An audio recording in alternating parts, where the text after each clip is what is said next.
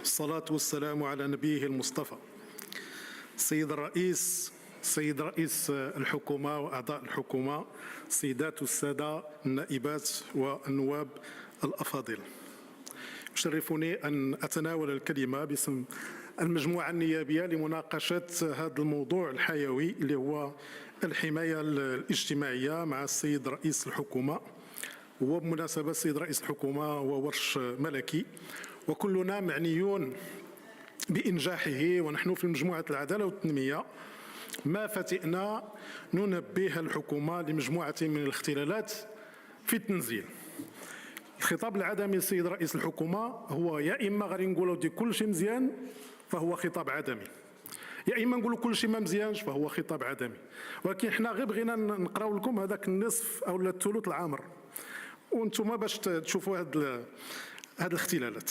اولا السيد رئيس الحكومه، انتم قلتوا في مجلس المستشارين انكم احترمتم الاجنده الملكيه، ونحن نقول لكم لا، بدليل ان التغطيه الصحيه الشامله اللي كان خصها تكمل في 2022 لحد الان 75%، ولقيتوها 75%. السيد وزير الصحه اللي جالس حداك السيد رئيس الحكومه صدر الحساب الوطني في 2024 وكاتبين باللي 85% اللي عندهم التغطيه الصحيه و10% عندهم الحقوق مغلوقه، راه مكتوبه في التقرير تاع الحساب الوطني.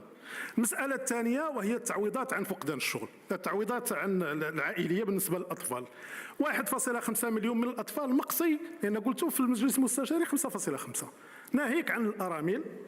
المساله الثالثه والخطيره السيد رئيس الحكومه، تقاعد ديال 5 المليون كان خاصو يكون في 2025، ما كاينش السيد رئيس الحكومه. كيفاش كتقولوا انتم احترمتوا الاجنده وهي كاينه في قانون الاطار وكاينه في الخطب الملكيه 2025 خصها تكون، لا هي ولا التعويض عن فقدان الشغل، التقاعد 5 المليون. ولهذا السيد رئيس الحكومه، في العالم ما يمكنش نتكلموا على الحمايه الاجتماعيه الا بالقطاع العمومي اللي هو الضامن الاساس لكرامه المواطن. لذا السيد رئيس الحكومة نوجه لحكومتكم 4 ديال التهم. التهمة الأولى السيد رئيس الحكومة أنكم تبددون المالية العمومية، 17 مليار اللي هضرت عليها في مجلس المستشارين، وكذلك الموارد الأخرى ديال التغطية الصحية 70 حتى ل 80% كتمشي للقطاع الخاص. هذا مال عمومي خاصو صحيح.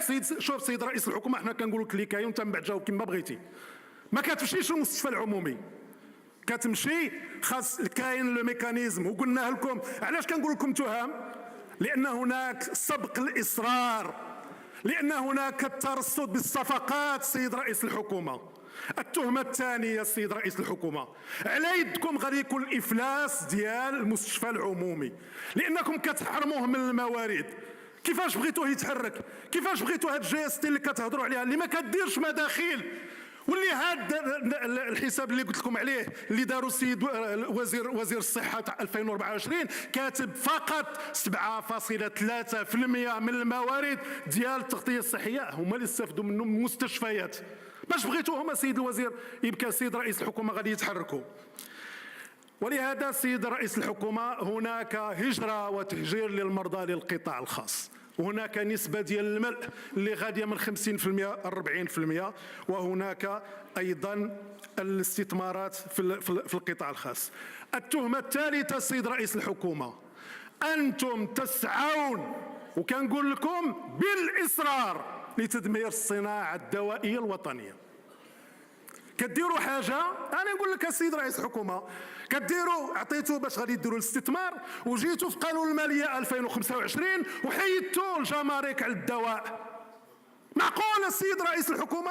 هذه هي تشجيع الصناعه الوطنيه باش يولي الاستيراد اكثر من الصناعه الوطنيه.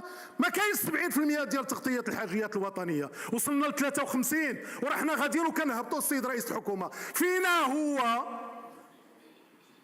السيادة الوطنية الدوائية اللي قالها لنا جلالة الملك؟